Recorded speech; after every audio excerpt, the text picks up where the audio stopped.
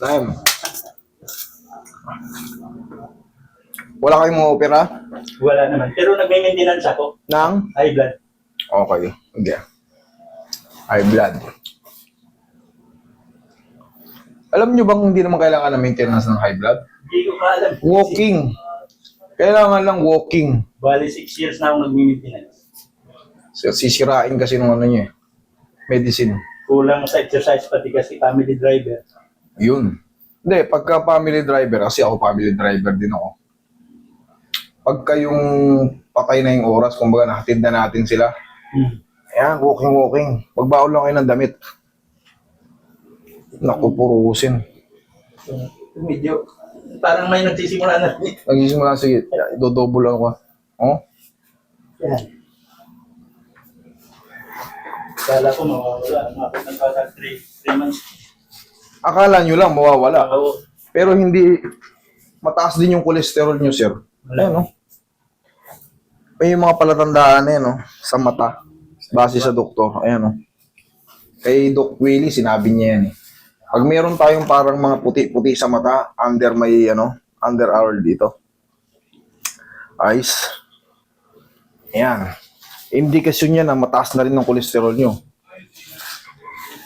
Sa pinag-inang ko yun, kasi na-discuss ako sa mga 3 months ako. Walking lang ang sagot, hindi na yung kailangan magtatatakbo. Kunyari, family driver kayo, syempre, kailangan palagi tayong good hygiene kasi kasama natin yung boss natin eh. Hanggat maaari, pag nahatid na natin sa school yung mga bata, kung meron man, o kaya sa opisina, sa mga parking lot, pag pinawisan ng kilikili yung singit nyo, okay na yun, tsaka likod nyo. Ang mahalaga, daily routine yun. Yung consistency. Okay?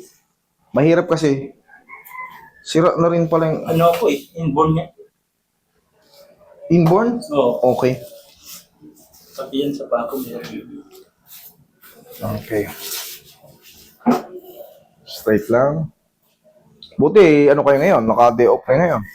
So wala, nasa bakasyon yung boss ko, walang pasok. Okay. Relax lang.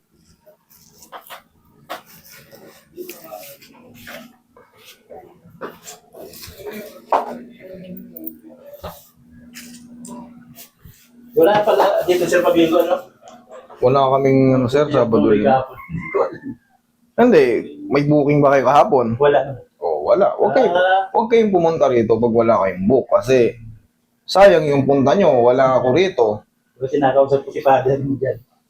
Hmm. At saka yun nga, pinaka the best dito, mag-book kayo para hindi kunyari, galing kayong malayo, pumunta kayo dito, sumadya kayo, tapos wala ako rito. Sayang yung pamasahe. Ay, malapit lang. Greenfields lang.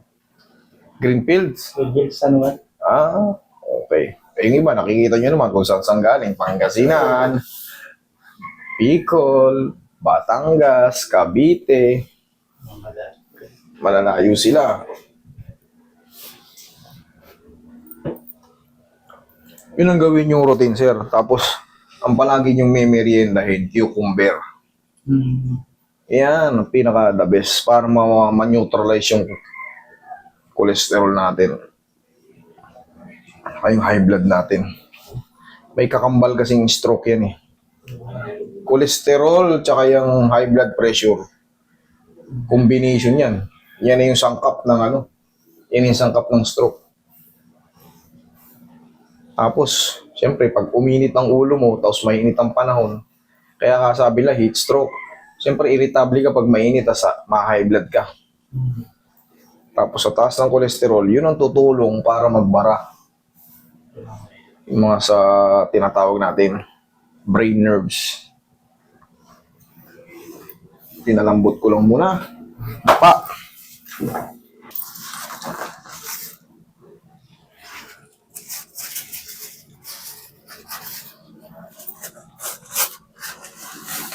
Relax lang. One more.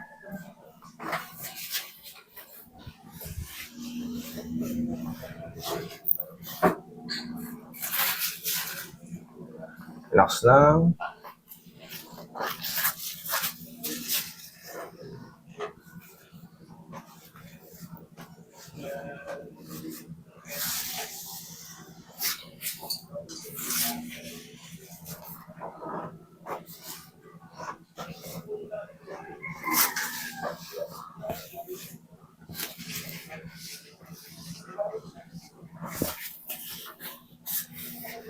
Relax lang, sir, ha?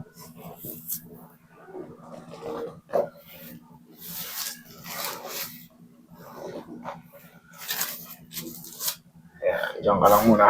Roy, sama mo na yung balakang niya, sir. Tropa ni Dea. Lagay sa tiyan yung kamay.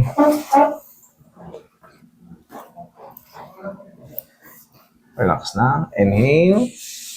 Exhale.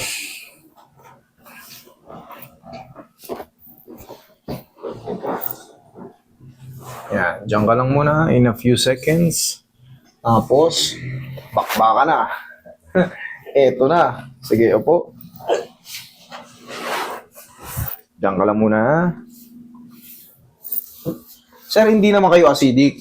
Hindi naman. Okay, lemon water. Kanain nyo ng lemon water. Malakas makapagpaano yun. Kapag patunaw ng mga baby pots. Saka yung cucumber.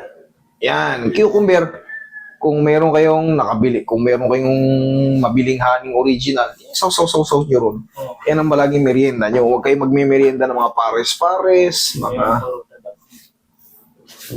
delikado kasi yun sa mga matataas na yung kolesterol.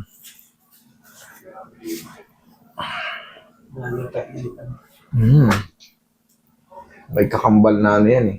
Yan na nga yung dalawang sangkap talaga na pinakamatindi para ma-stroke. High cholesterol, blood pressure, high, sigurado. Yari talaga. Palambutin lang muna natin. Tama yung napanood ko sa'yo ng mga 2 linggo mataas na yun. Dapat i-consulta na dito. Correct. Tagal ko talaga eh. Eh, akala mo kasi mawawala. Mawawala lang kasi nakaka-drive na. Akala mo lang yun. Nakakamotor. Pero siyempre, iba pa rin yung may tinatawag na adjustment dito sa loob. Tapos, sa cervical, pag ganun yan eh. Pagka yan, hindi mo pinagsawalang bahala mo, gulat ka, hindi na mataas.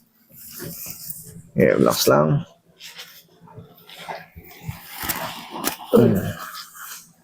Sigaw mo lang ng Darna. Sige. Kaya? Kaya. Kaya. Okay, last na to. Thank you.